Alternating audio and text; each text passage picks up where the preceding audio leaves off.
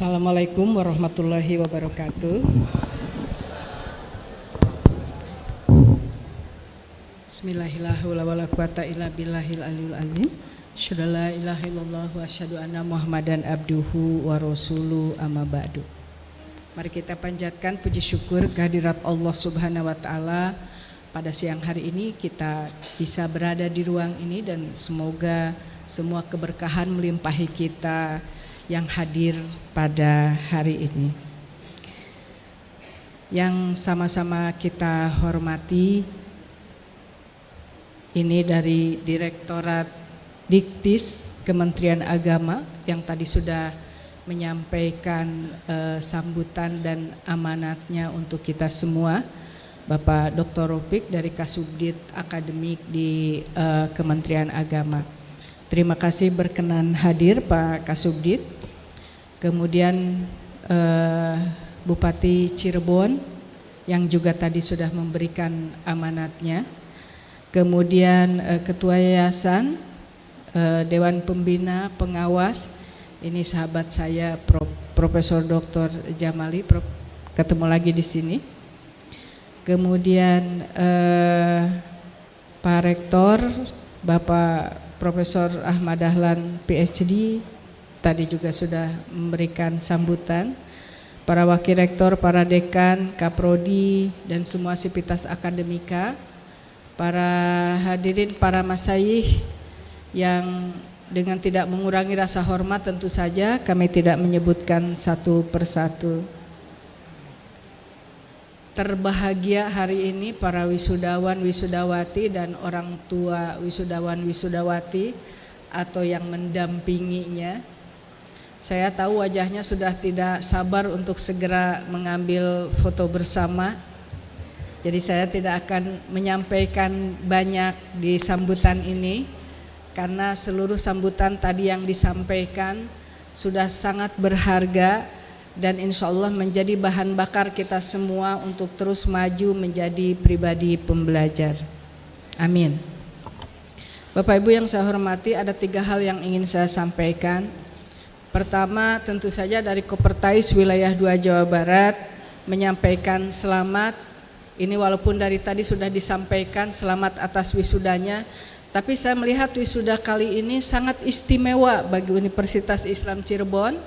Pertama, wisuda sebagai universitas, jadi ahli bentuk dari IAI Cirebon menjadi universitas, dan ini momen bersejarah bagi Universitas Islam Cirebon maupun bagi para mahasiswa karena diwisuda sebagai alumni universitas. Kasih aplaus dulu.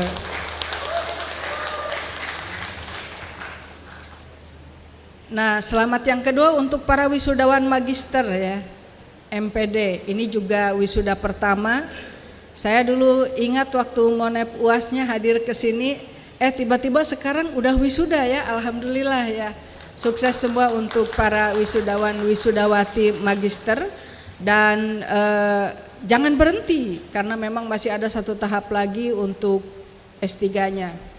Yang untuk S1 jangan berhenti di S1, lanjut S2, sudah ada PAI di sini. Yang sudah S2 lanjut S3. Nah, mumpung ada Pak Kasubdit, Pak Rektor ini. Jadi karena sudah ada dan wisuda S2, kelihatannya memang harus lanjut ada prodi S3 PAI. Kita kasih semangat ya. Karena Pak Kasubdit akademik kalau tidak ditodong nanti lupa lagi. Jadi setelah selesai wisuda, nanti tim menyiapkan borang, siapkan 2 profesor dan 4 doktor, nanti untuk menyiapkan S3 PAI yang di PT KIS itu yang S3 PAI belum ada untuk PT KIS. Jadi baru ada di beberapa perguruan tinggi, MPI itu sudah ada ya, di UI BBC juga sudah ada S3 tapi MPI. Nah, untuk PAI mudah-mudahan menjadi pionir S3 PAI di lingkungan PT KIS Jawa Barat. Jadi Kopertais akan berada di belakang UI Cirebon untuk siap mendampingi borang S3 PAI. Itu hasil wisuda hari ini ya dengan Pak Kasubdit. Kalau Kopertais kan hanya bisa berharap, meminta dan memberikan supportnya. Itu yang paling penting. Momentum yang tidak terlupakan adalah ini perjalanan 30 tahun UI Cirebon ini ya. 30 wisuda ke-30, perjalanannya sudah 35 tahun. Sebuah perjalanan sejarah yang penuh makna tentu saja. Tetapi kata Peter Seng, itu bukunya The Fifth Discipline, Learning Organization, The Fifth Discipline, kata Peter Seng itu, waktu bukan satu-satunya penanda bahwa sebuah lembaga atau organisasi itu eksis, tetapi waktu itu sebagai ya salah satu saja. Ada hal lain bahwa kenapa ada lembaga ini berlaku untuk lembaga pendidikan, untuk organisasi, untuk apapun. Jadi organisasi yang terus eksis dan maju ke depan itu adalah organisasi pembelajar.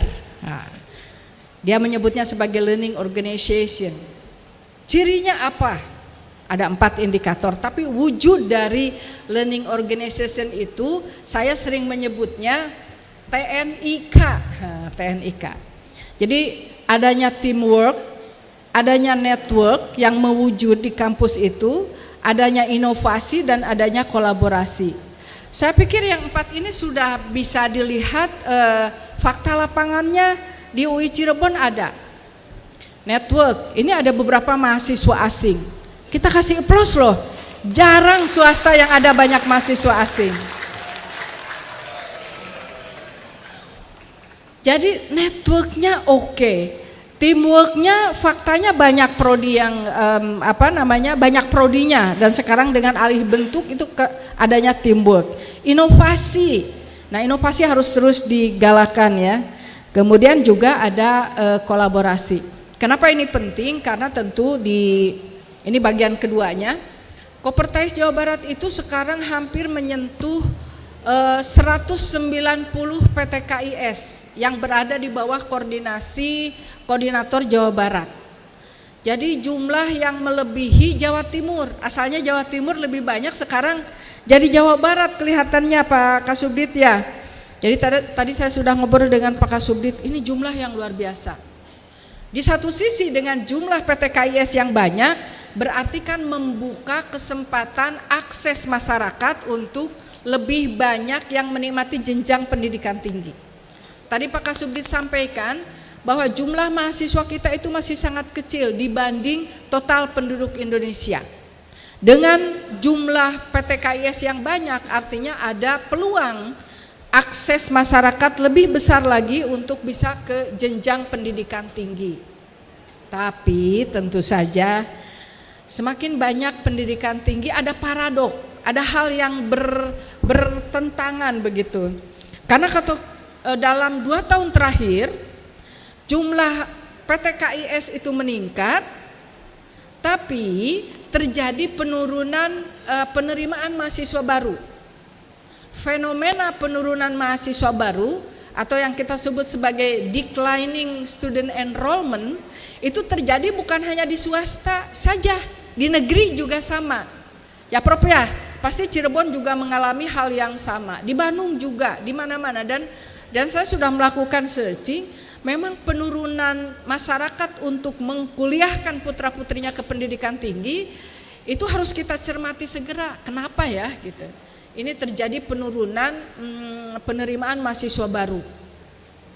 Atau mungkin masyarakat sudah enggan lagi mengkuliahkan, atau jangan-jangan putra-putrinya sudah enggan lagi untuk kuliah lah, kira-kira begitu ya.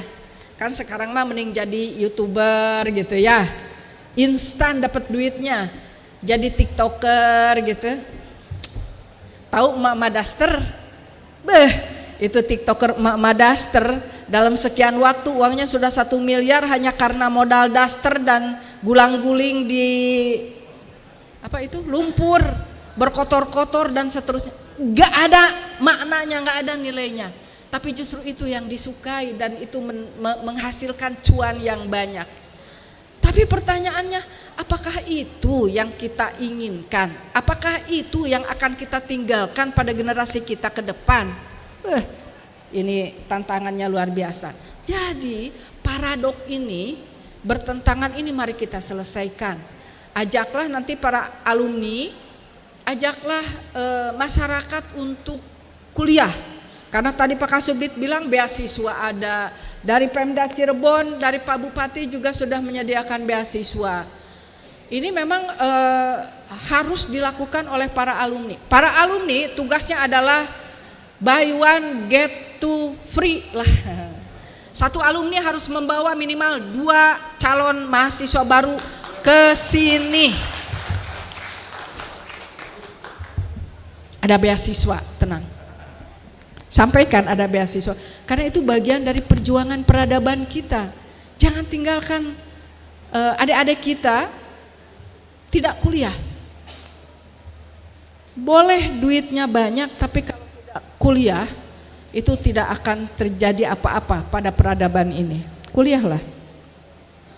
Itu tentang itu. Untuk Pak Bupati ini kehadiran wisudawan hari ini dan kehadiran UI Cirebon 35 tahun itu sudah berkontribusi real pada peningkatan IPM Kabupaten Cirebon.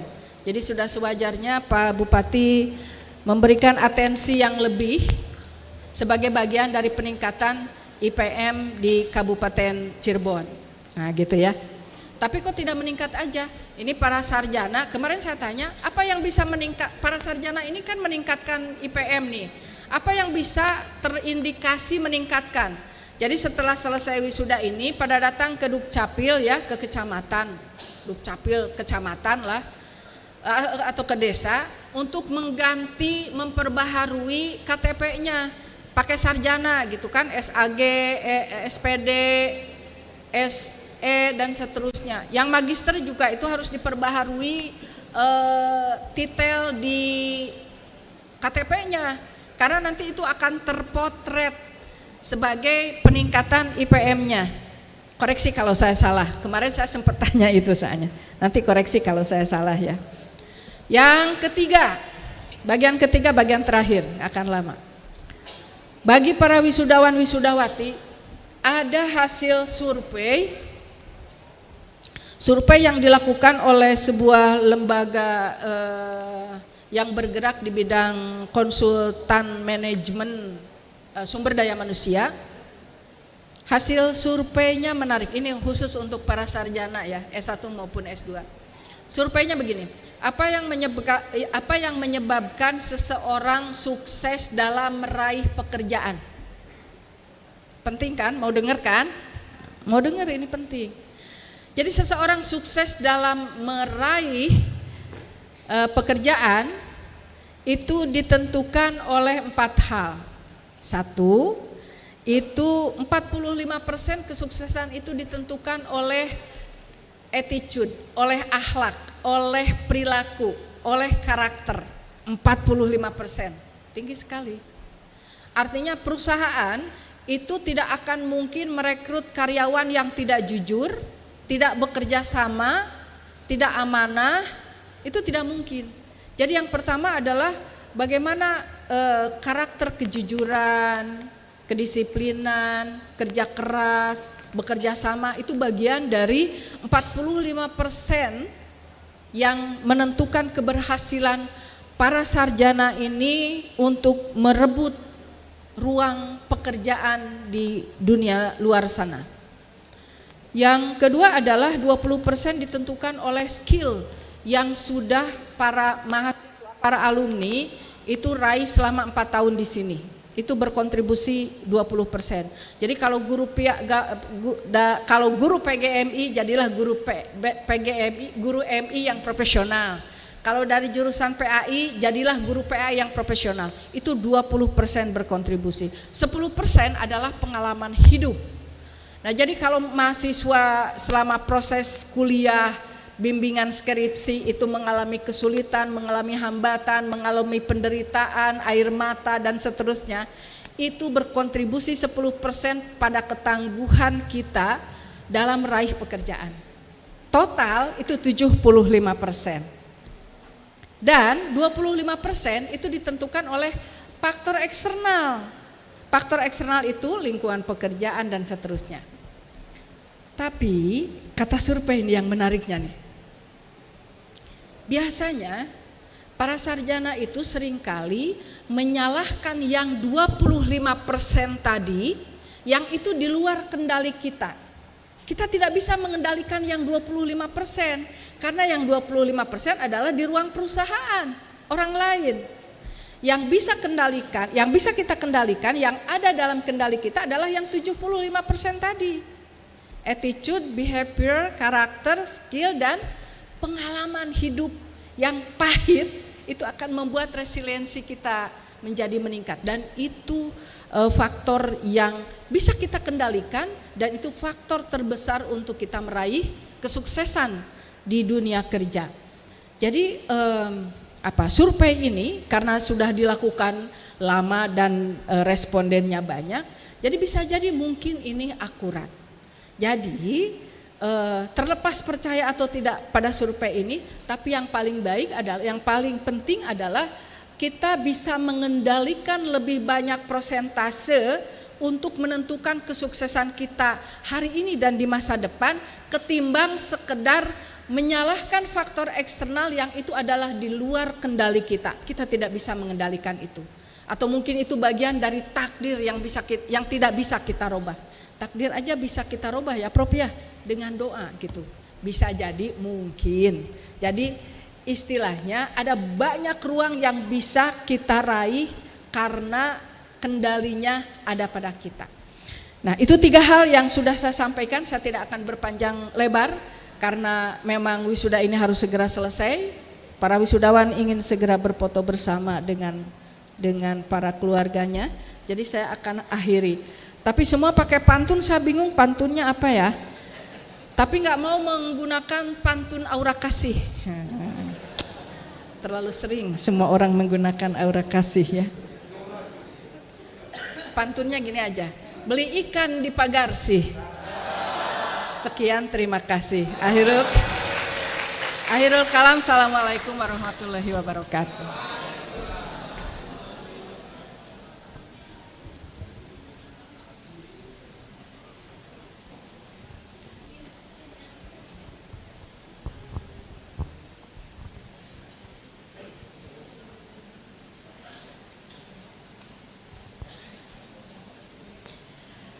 Lagu persembahan Warung Pojok.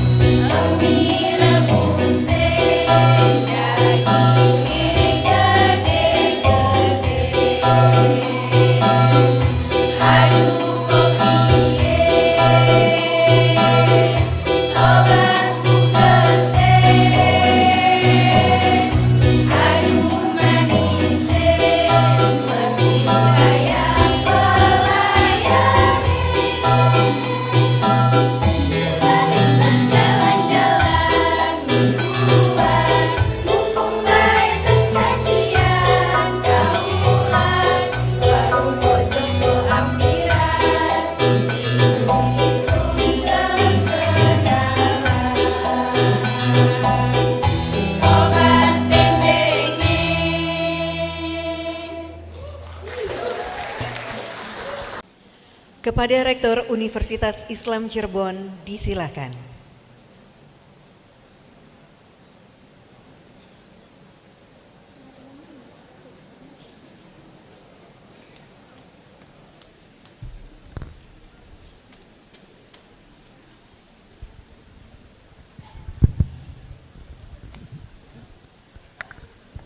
Rapat Senat terbuka dalam rangka wisuda sarjana ke-30 dan magister ke-1 Universitas Islam Cirebon tahun 2026 dengan ucapan Alhamdulillahirabbil alamin. Saya nyatakan ditutup.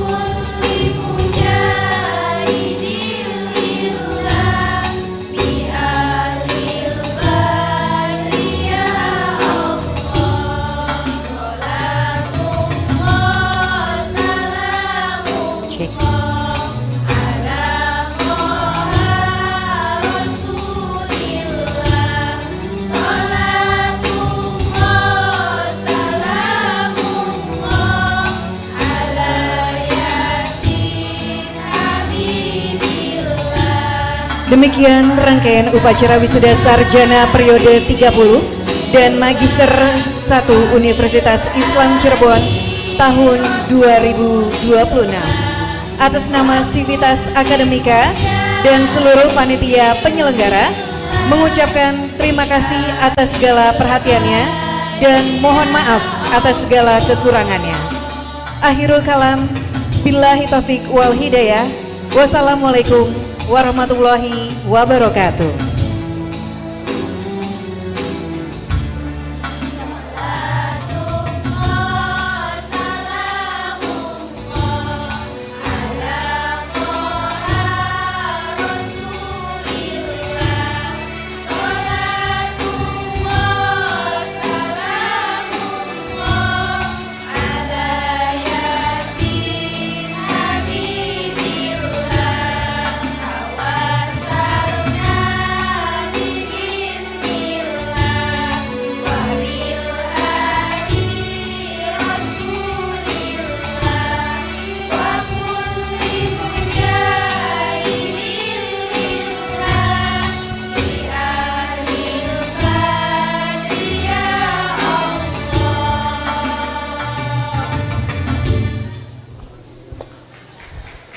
Selesai.